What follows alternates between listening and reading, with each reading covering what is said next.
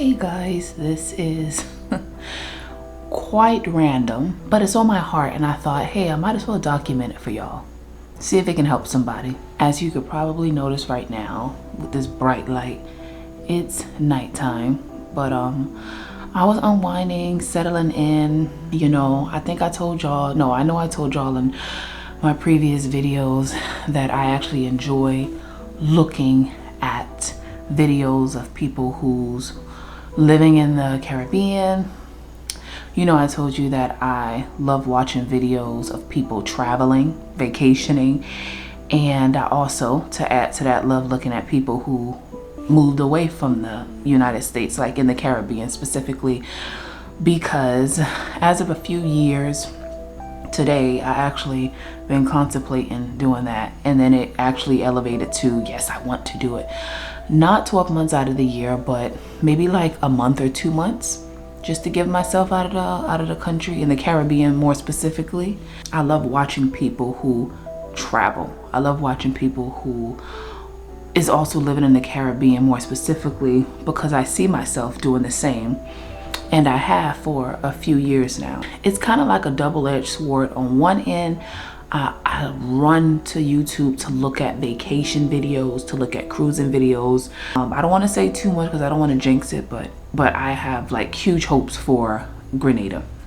Let's just say that. And yeah, so I've grown quite fond of that island specifically. I still want to do more traveling to different islands before I make a decision, but I really like Grenada. It's a small, tiny island.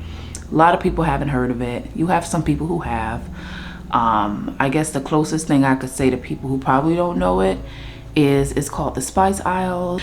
Amanda Seales is actually Grenadian as well, so she has a dual citizenship there, if that helps. Yeah, and it just got me thinking, of course, reflection, because like I said, it's like a double-edged sword. Like on one end, I get very happy, very motivated, very inspired of looking at people who is vacationing. Like I live vicariously through them, because I'm in nursing school right now. For those of y'all who don't know and you're new to my channel, I'm Sierra. This is so late in the game, but anyway, I'm Sierra, and I'm many things, right? But one of the things I am right now is a nursing student, and I go to Chamberlain University full-time, and it's an accelerated program, so everything moves super duper fast. But I signed up for that super duper fast so that I can finish as quickly as possible. Anyway, my graduation set date is approximately next year, so 2026, around April. So I got little over a year, a little less. When I tell y'all I can't wait, I really feel like this, since I've been in nursing school, and I'm pivoting just a slight bit, but not too much. Since I've been in nursing school, I feel like I have been changing, right? Because we all change. I have been changing since I've been in nursing school. My mindset has been getting much broader since I've been in nursing school. My desires have been getting more pertinent. And of course, while I'm passing my classes and I'm doing good, which I'm very happy about, because there's nothing worse than, well, there actually is something worse, but there's almost nothing worse than failing a class and then having to wait for the next session to begin a few months later, not even weeks, but months later, and then having to pay the school again, which is already expensive as it is. What makes it even worse is that I'm going through all of these things as far as schooling is concerned. I'm going through the stressors, I'm going to clinical rotations and getting that hands-on experience and everything. But while that is going on, I'm also experiencing something called change. And I see myself changing. Even before, I was dabbling in looking at people who is ultimately living the dream life that I want for myself.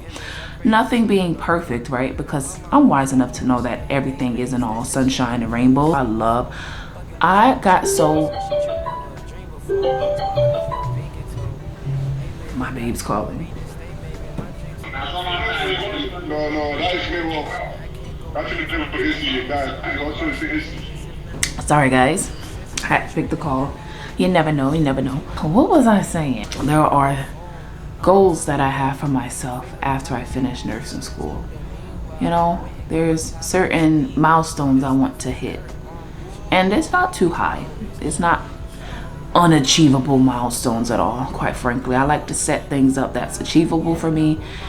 And, you know, I have to consider, of course, my relationship that I have with my significant other. So we're kind of like a package deal. And it's just a lot of different things that I have to really think about. But watching the videos and the people who are living, you know, that life that I would like to live and desire to live and will live, it gives me hope. It gives me inspiration, and it gives me more life. It makes me happy. But I'm not gonna lie and pretend as if watching all of that makes me very eager to step in that territory. But I gotta reel myself back and be like, baby girl, you're not there yet. You still have to do A, B, and C, okay? One of my goals is ownership. That's where I feel like I will flourish in, you know? For those who know me, like my sisters, my mom, my babe, they know wholeheartedly that I, Ciara, struggle with working for other people. Primarily, it's due to a lack of ownership and a lack of freedom. And then of course you tack on the politics of it all. You tack on the retaliation, you tack on the discrimination and racism, which exists. You tack on maybe the fact that I don't truly love the jobs that I'm working at. You know, how about that? And there's so many more. You can go deeper and deeper, but one of the primary reasons is a lack of ownership and a lack of freedom. I can't pass Whole Foods down to my family member or my unborn child or my niece or my nephew if I choose. I don't own it. And that's the common theme that was happening at each and every job. If it wasn't the fact that I wasn't fulfilled doing the job that I was hired to do, it was the fact that I had no ownership of the job. It was the fact that I had no freedom. They want you to act a certain way. They want you to present yourself in a certain way. God forbid you have tattoos in certain fields. They don't want you to even show that. I ain't got no tattoos, but I've seen people who did and what they had to do in order to get a job.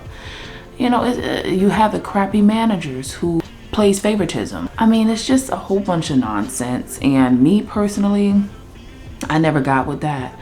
I always went in there and I did my job, but I could never unsee and unhear the things that I've seen and heard at these jobs. That just made me dislike it even more, you know? But I'm not gonna lie, I've had some good jobs where the people there were nice, where the management seemed nice, where they understood and I understood that, hey, the business is still a business. They have a quota, we have to meet it. But I still never would have lasted there simply because of the two reasons that I told you before. A lack of ownership and a lack of freedom.